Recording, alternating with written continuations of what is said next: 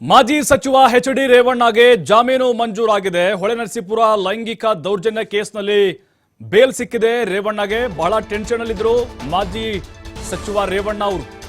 ಏನಾಗುತ್ತೆ ಜಾಮೀನು ಭವಿಷ್ಯ ಅಂತೇಳಿ ಈಗ ಆದೇಶ ಬಂದಿದೆ. ಅಂತೂ ಇಂತೂ ವಿಚಾರಣೆ ಕಂಪ್ಲೀಟ್ ಆಗಿ ಆದೇಶವನ್ನ ಇವತ್ತಿಗೆ ಕಾಯ್ದಿರಿಸಲಾಗಿತ್ತು. 17ನೇ ತಾರೀಕು ವಿಚಾರಣೆ ಆಗಿತ್ತು.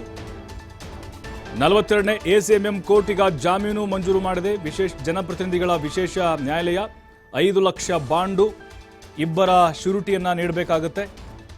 ನೋಡಿ, ಎರಡೂ ಕೇಸ್ನಲ್ಲೂ ಈಗ ಜಾಮೀನು ಪಡೆದಂಗಾಯಿತು. ಎಚ್.ಡಿ. ರೇವಣ್ಣ ಒಂದು ಕಿಡ್ನಾಪ್ ಕೇಸು ಮೊದಲಿದು, ಅದಾದ್ಮೇಲೆ ಲೈಂಗಿಕ ದೌರ್ಜನ್ಯ, ಅವ್ರ ಮನೇಲಿ ಕೆಲಸ ಮಾಡುವಂತಹ ಒಬ್ಬ ಮಹಿಳೆ ದೂರನ್ನು ದಾಖಲಿಸಿದ್ರು. ಅದರ ಅನ್ವಯ 376 ದಾಖಲಾಗಿತ್ತು. ಅದಾದ್ಮೇಲೆ ವಿಚಾರಣೆಗೆ ಕೈಗೆತ್ತಿಕೊಳ್ಳಲಾಯಿತು. ಆರಂಭದಲ್ಲಿ ಮಧ್ಯಂತರ ಜಾಮೀನನ್ನ ರೇವಣ್ಣ ಅವರಿಗೆ ನೀಡಲಾಯಿತು. 5 ಲಕ್ಷ ಬಾಂಡು, ಇಬ್ಬರ ಶ್ಯೂರಿಟಿಯನ್ನ ನೀಡಲಾಗಿತ್ತು ಆಗಲೂ ಕೂಡ. ಅದಾದ ಮೇಲೆ ಮತ್ತೆ ವಿಚಾರಣೆ ರಿಲೀಫ್ ಕೊಟ್ಟಿದ್ರು. ಆ ಸಂದರ್ಭದಲ್ಲಿ ವಾದ ಪ್ರತಿವಾದ ಬಲವಾಗಿ ಎರಡೂ ಕಡೆಯಿಂದ ಬಂತು. ಅದಾದ ಮೇಲೆ ಮಧ್ಯಂತರ ಜಾಮೀನು ಮಂಜೂರಾಯಿತು. ಆಗಲೂ ಕೂಡ ಅಷ್ಟೇ 5 ಲಕ್ಷ ಬಾಂಡು ಮತ್ತೆ ಇಬ್ಬರ ಶ್ಯೂರಿಟಿ. ಈಗ ಜಾಮೀನು ಮಂಜೂರಾಗಿದೆ ಮಾಜಿ ಸಚಿವ ಎಚ್.ಡಿ. ರೇವಣ್ಣ ಅವರಿಗೆ. ಲೈಂಗಿಕ ದೌರ್ಜನ್ಯ ಪ್ರಕರಣದಲ್ಲಿ ಕೆಲವೊಂದಿಷ್ಟು ಷರತ್ತುಗಳನ್ನು ವಿಧಿಸಿರ್ತಾರೆ.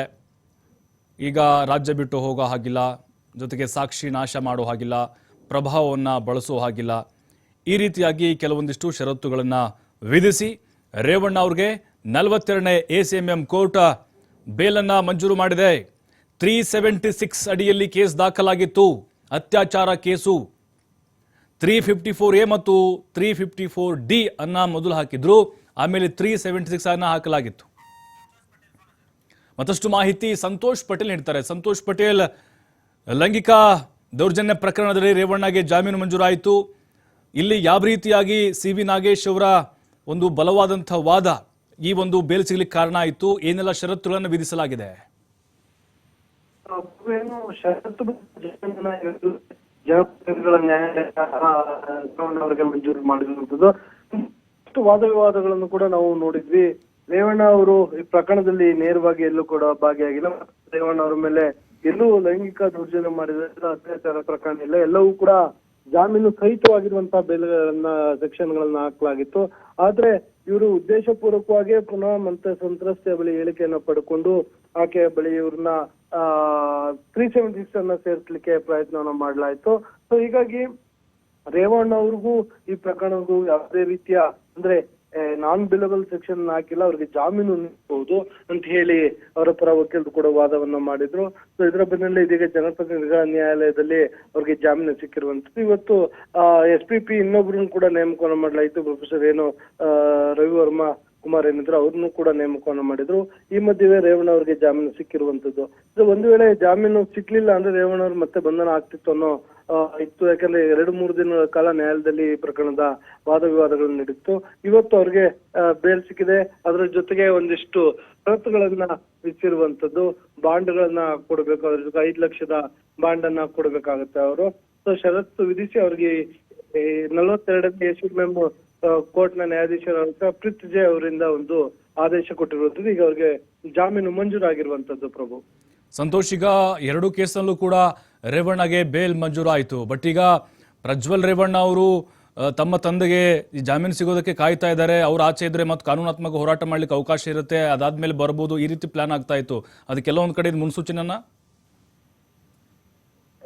ಪ್ರಜ್ವಲ್ ರೇವಣ್ಣ ಪ್ರಕರಣಕ್ಕೂ ಇದಕ್ಕೂ ನಾವು ಹೋಲಿಕೆಯನ್ನ ಮಾಡ್ಲಿಕ್ಕೆ ಆಗುದಿಲ್ಲ. ಯಾಕಂತ ಹೇಳಿದ್ರೆ ಪ್ರಜ್ವಲ್ ರೇವಣ್ಣ ಪ್ರಕರಣವೇ ಬೇರೆ ಆಗುತ್ತೆ, ಇವ್ರದೇ ಬೇರೆ ಆಗುತ್ತೆ. ಯಾಕಂದ್ರೆ ಅವ್ರ ಮೇಲೆ ಈಗಾಗಲೇ 376 ಸೆಕ್ಷನ್ ಅಡಿಯಲ್ಲಿ ಪ್ರಕರಣ ದಾಖಲಾಗಿರುವಂತದ್ದು. ಒಟ್ಟು 2 ಪ್ರಕರಣ ದಾಖಲಾಗಿದೆ. ಹೀಗಾಗಿ ಅತ್ಯಾಚಾರ ಪ್ರಕರಣದಲ್ಲಿ ಅವರಿಗೆ ಅಷ್ಟು ಸುಲಭವಾಗಿ ಜಾಮೀನು ಸಿಗೋದಿಲ್ಲ.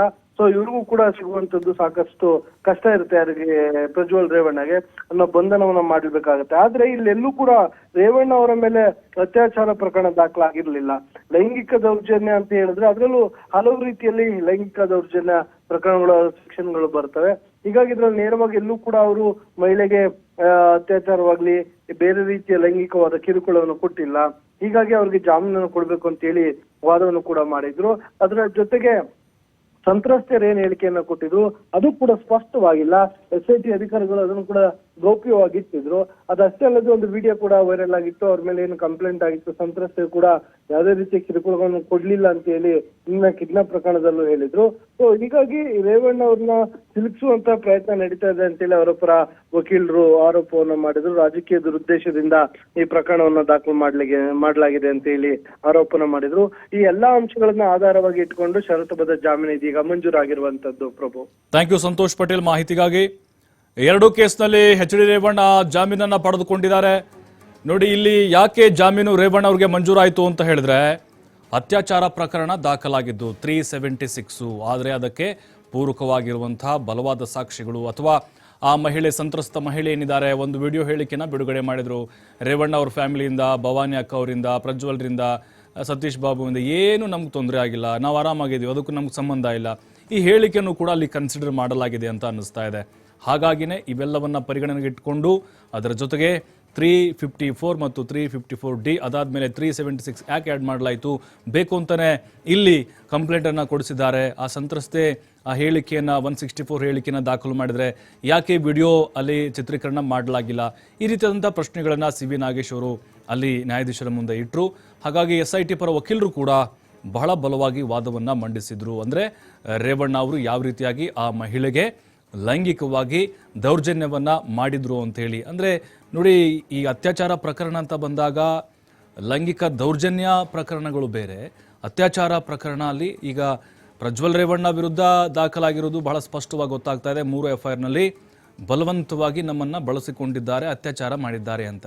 ಇದು ರೇವಣ್ಣ ಅವ್ರ ಮೇಲೆ ಇದ್ದಿದ್ದು ಹಣ್ಣು ಕೊಡುವ ನೆಪದಲ್ಲಿ ಮೈ ಕೈ ಮುಡ್ತಾ ಇದ್ರು ಮತ್ತು ನಮ್ಮ ಬೆನ್ ಉಜ್ಬಾ ಈ ಥರ ಕರೀತಾ ಇದ್ರು. ಅಂದರೆ ಈ ಒಂದು ಪ್ರಕರಣಗಳಲ್ಲಿ ಬೇರೆ ಬೇರೆ ರೀತಿಯಾದಂಥ ಆಯಾಮಗಳಲ್ಲಿ ನಾವು ನೋಡಬೇಕಾಗತ್ತೆ. ಬಟ್ ರೇವಣ್ಣ ಅವ್ರಿಗೆ ಒಂದು ರೀತಿ ನಿಟ್ಟುಸಿರಿದು ಬಹಳ ಟೆನ್ಷನಲ್ಲಿದ್ದರು. ರೇವಣ್ಣ ಅವರು ದೇವಸ್ಥಾನಗಳಿಗೆ ಸುತ್ತಾಡ್ತಾ ಇದ್ರು, ಪ್ರಾರ್ಥನೆ ಮಾಡ್ಕೊಳ್ತಾ ಇದ್ರು. ಬಟ್ ಪ್ರಜ್ವಲ್ ರೇವಣ್ಣ ಅವ್ರಿಗೆ ಬೇಲ್ ಸಿಗಲಿ ಅಂತ ಕಾಯ್ತಾ ಇದ್ರು ಅಂತ ಅನ್ನಿಸ್ತಾ ಇದೆ. ಯಾಕೆಂದ್ರೆ ತಮ್ಮ ತಂದೆ ಹೊರಗಡೆ ಇದ್ರೆ ಕಾನೂನಾತ್ಮಕ ಹೋರಾಟ ಮಾಡ್ಲಿಕ್ಕೆ ನನಗೆ ಅವಕಾಶ ಸಿಗುತ್ತಲ್ಲಿ, ನಮ್ಮ ತಂದೆ ಒಳಗಡೆ ಲಾಕ್ ಆಗಿಬಿಟ್ರೆ ನನಗೆ ಮುಂದೆ ಕಾನೂನು ಸಂಕಷ್ಟ ಎದುರಾಗುತ್ತೆ, ಹಾಗಾಗಿ ಡಿಲೇ ಆಗಿರ್ಬೋದು. ಪ್ರಜ್ವಲ್ ರೇವಣ್ಣ ಇನ್ನು ಮೇಲೆ ರಾಜ್ಯಕ್ಕೆ ಬರುವಂಥ ಸಾಧ್ಯತೆಗಳು ಹೆಚ್ಚಾಗಿದೆ.